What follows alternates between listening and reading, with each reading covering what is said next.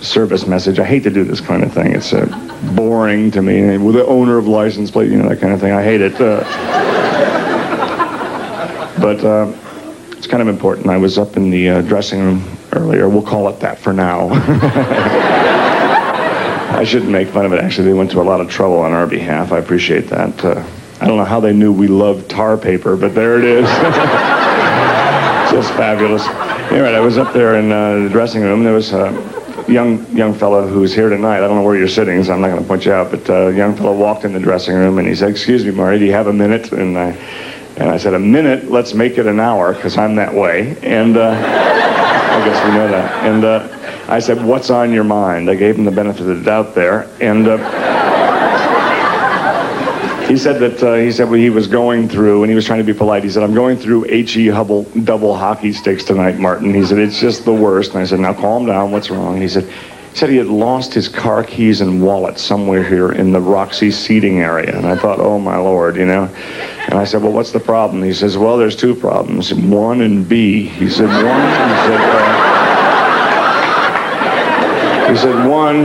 he said, "You have sold out." And I thought to myself, again, my favorite way, I thought to myself, how can he know I've sold out? He hasn't heard the music yet.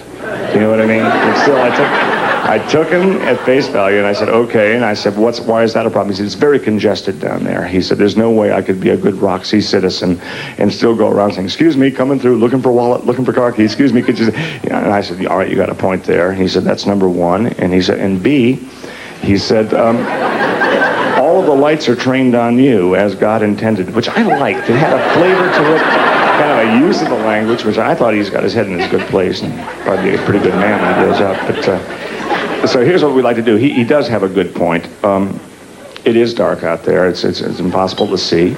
And it is kind of jammed in here. And I thank you all for being here to jam it in that way, but it's not helping this dude, you know what I mean?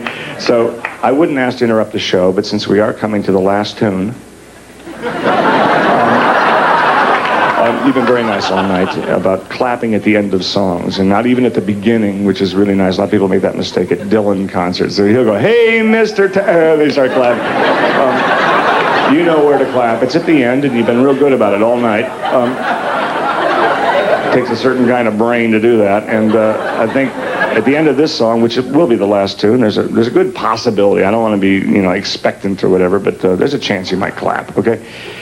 While you're clapping at the end, would it be too much trouble to help this guy out? Let's face it, we are all brothers, really. And there's no pain like losing your car keys and wallet. So while you're applauding at the end of this, the last number anyway, would it be too much trouble to stand up and applaud? That would eliminate a lot of that congestion, and he'd be able to make his way through to see what he's looking for. Also, it is kind of dark out there. That only takes care of the congestion.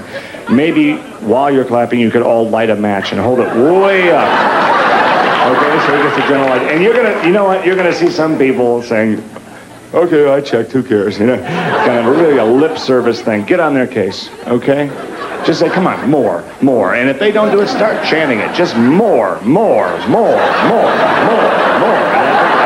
I know this guy, I know what he's looking for, and I think he's going to find it, okay? So, in the meantime, we will be doing our last tune here. It's kind of a gospel number. I hope you enjoy it. You've been absolutely fabulous. I just hate to say goodnight. Just wish there was some way we could all see each other again real soon. Oh dear, I'm not parked that far away. Okay. You ever seen one of these before? It's electric. I think you'll be seeing a lot of those in the near future. I'm sorry, I digress. Here we go. Coming up, Michael.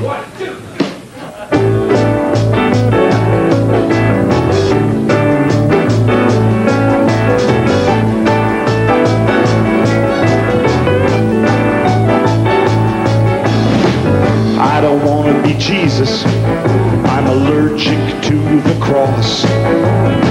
And I don't want to be Moses and be concerned with what things cost. I don't want to be Buddha and have to sit with my legs crossed. I want to be God. That's what I want to be. Make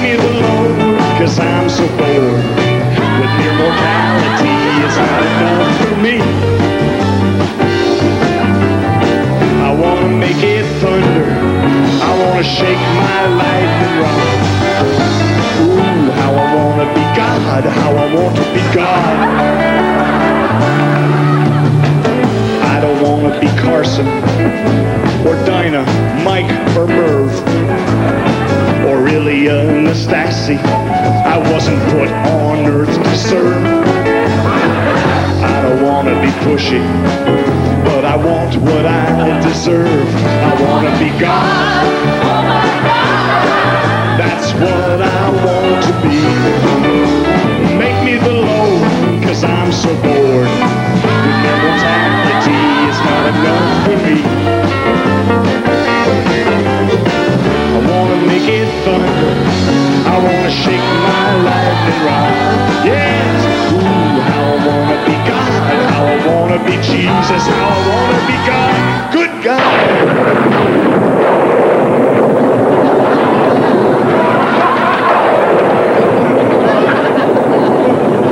I didn't know you were watching. I heard he's everywhere. How are you? Good. What is that? Bill Blass? It's nice.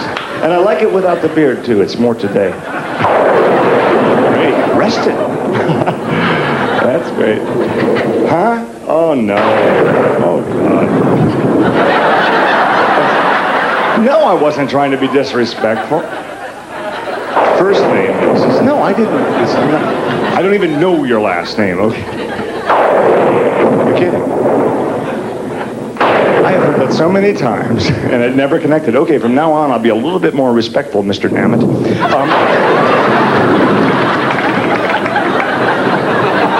Huh? Oh, listen, I heard about the kid. Whoa, what a bummer. Holy cow, you know what I mean? Well, yeah. No, that must have been awful. I have an idea what you went through. Not exactly, but a friend of mine in college won a hamster in a coloring contest.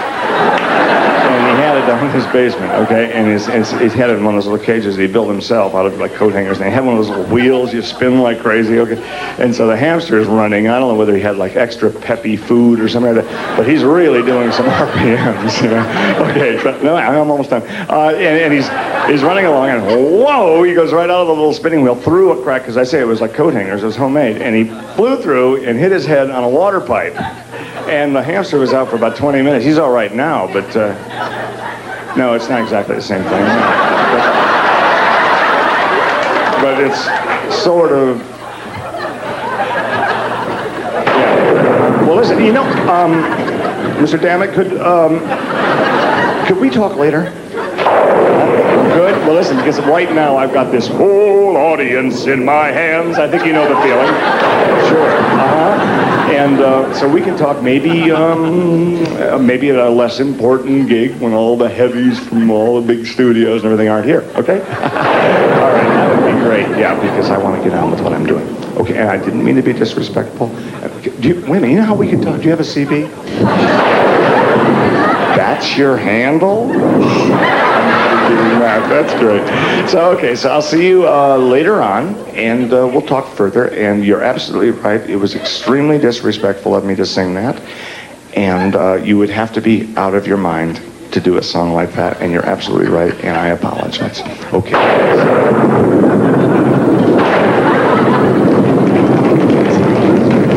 Is he gone? Ooh, is he P.D.O.D.? He's right, it is rude. Ready? 1, 2, 3!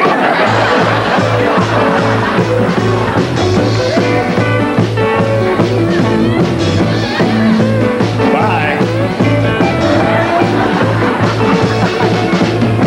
I never told nobody. They might misunderstand. They might think all that I'm after is just to sit by God's right hand. No, I want to be God. That's what I want to be.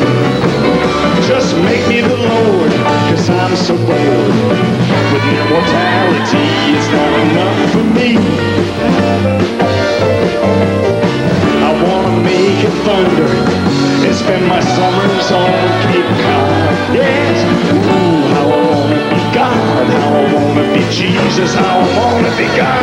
I swear to ooh, how I want to, ooh, how I want to be God.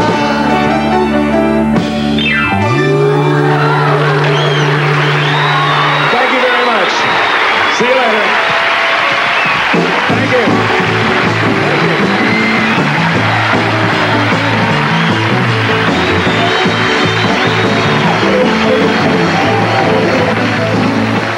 back out there, man. You were great.